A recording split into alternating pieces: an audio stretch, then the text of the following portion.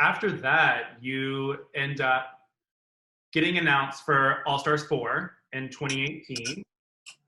And well, no, after that, I went to Santiago, Chile, okay, where I filmed The Switch 2, which is 34 episodes of highly produced drag entertainment. Way better than Drag Race. Drag Race could never, honey. They spent so much money on production. That was such a huge experience for me. Like literally being in Chile, being forced to speak Spanish day in, day out, competing with like queens that are like from a whole different culture than my own. It was a crazy, crazy experience, but I learned so much. I learned so much Spanish. I felt really proud of myself. I was second runner-up on the show. Legally, I should have won, but politically, she lost. So whatever. Yeah, and that was like a really, really fun experience for me. The first time that I had ever lived outside of the United States and just being immersed into somebody else's culture and literally just having to survive. It was like being on Survivor. I just remember being in Latin America and really, really like trying to take off there, you know, because I was like I don't know, bigger fish in a smaller pond. So I had more opportunity to really become like an A-lister there. And I was really trying to work at this new demographic and really trying to be like a Latin American, like show out star. And like, I just had high dreams.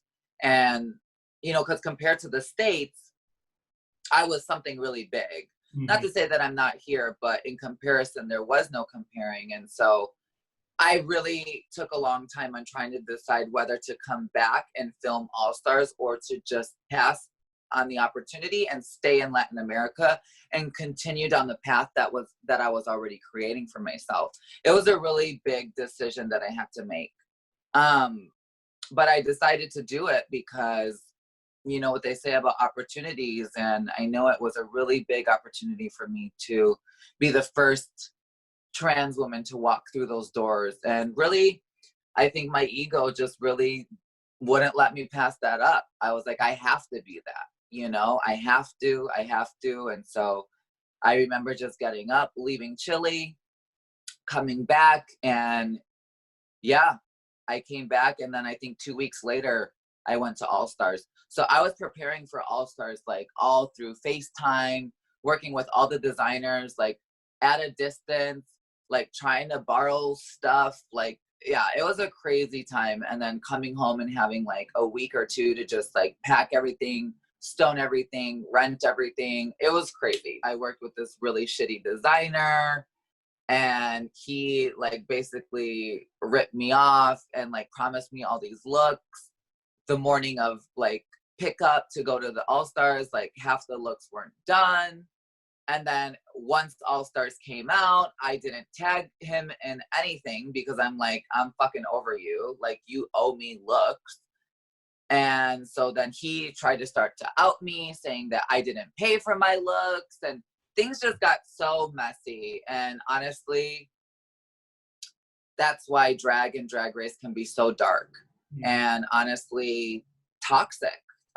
When you're on the other side of the fence, like as a queen, it can get really dark and it can just get really nasty. And I think people have limits. And for me, that was just really my limit. Once I saw how I was portrayed on the show, first of all, backtracking, how I was treated by Rupaul on the show, then how I see that I was portrayed on the show, then to get this backlash from like Carmen Carrera coming from me, trying to say that I was being culturally inappropriate.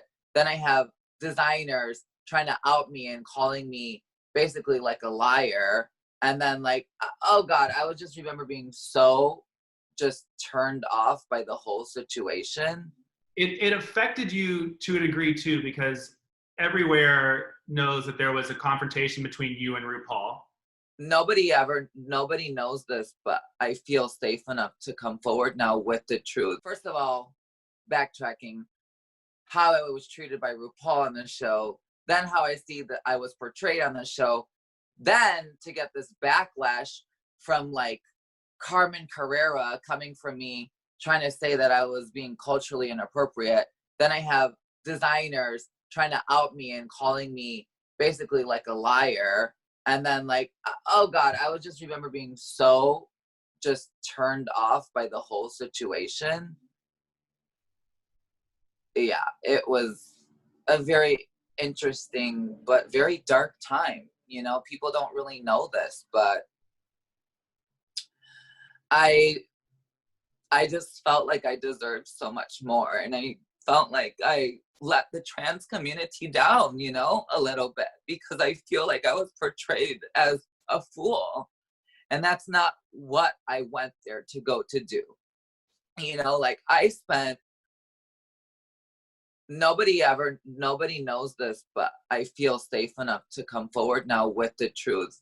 Like I had a GoFundMe that I had put out asking for $30,000 to get my implants and to get my body done to further feel like the woman that I know that I am, you know? I had to use like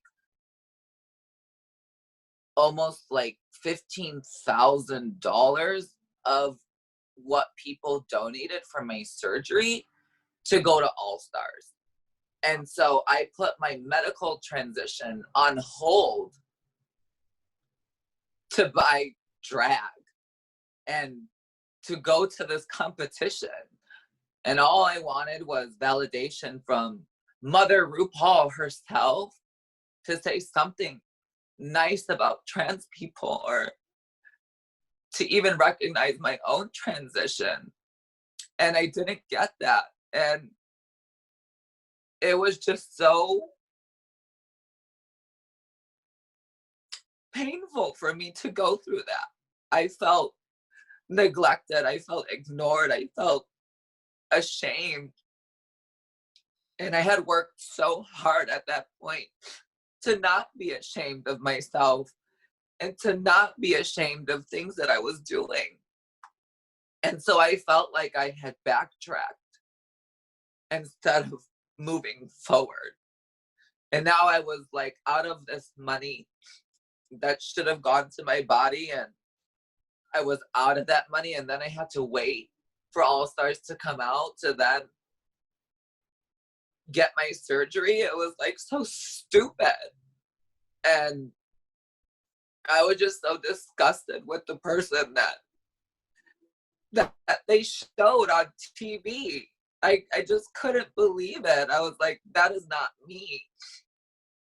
Anyway, I'm going really deep, girl. Fine. But that's, I mean, to give up that money that is meant to be able to fully be yourself and to fully be able to be who you are, and to put that on hold for an opportunity to be able to give a voice to trans people and the trans community, and to be able to be a tool from RuPaul's Drag Race that we haven't had before.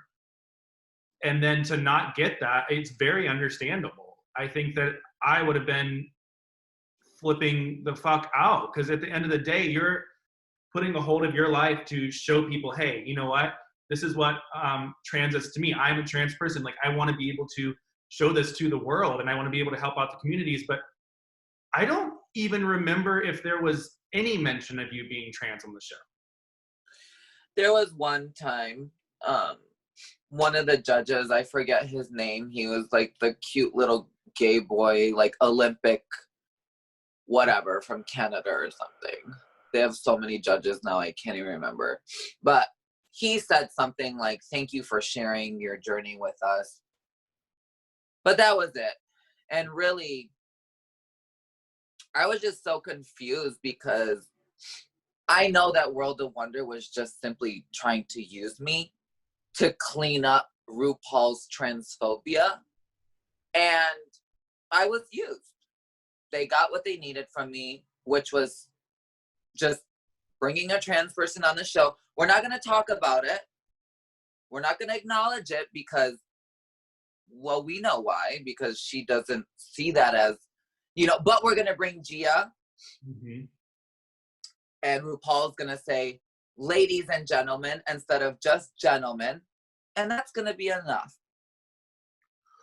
And maybe that was enough for them, but it certainly wasn't enough for me. I think it was enough for the community, though. And that's why I think I can kind of smile and know deep down inside, you know what, maybe I didn't get the press that I wanted, but I won over the hearts of the trans community. There hasn't been one trans person that I haven't met in person who hasn't thanked me for what I've done.